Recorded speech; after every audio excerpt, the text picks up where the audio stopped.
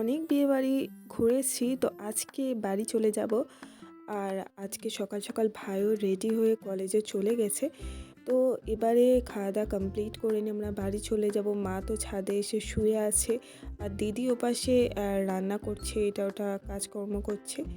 তো আর এই নিচের জায়গাটা দেখতে পাচ্ছ, ওখানটা হয়েছে প্যান্ডেলটা। আর আজকে মানিকের গণেশ ঠাকুর চলে যাচ্ছে বলে মানিক খুব দুঃখিত।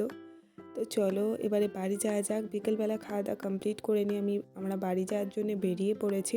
তো হেঁটে অনেকটা যেতে হবে, বাট আমরা অর্ধেক রাস্তা হেঁটে গিয়েছি। আর তারপরে টোটোতে উঠে গিয়েছি।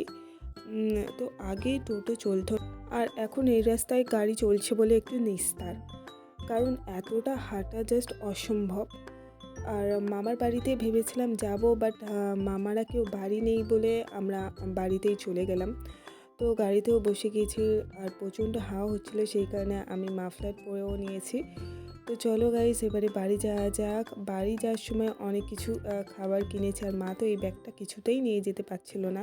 মানে আমি অর্ধেক রাস্তা এনেছি, আমিও একটা ব্যাগ নিয়েছি, আর ওই ব্যাগটা তো প্রচণ্ড পরিমাণে ভারী ছিল। তো তারপরে ভাইকে ফোন করতে ভাই এসেছিলো, ভাইয়ের কাছে ব্যাগ দুটো দিয়ে দিয়েছি। আর এত দূর মা আর আমি যে কী কষ্ট করে ব্যাগটা এনেছি সেটা শুধুমাত্র আমরাই জানি। তো বাড়িতে এসে আমি প্রচণ্ড ক্লান্ত হয়ে গেছি। তো চলো গাইস, আজকের মতো ভিডিওটা এখানেই এন্ড করছি। দেখা হবে নেক্সট ভিডিওতে।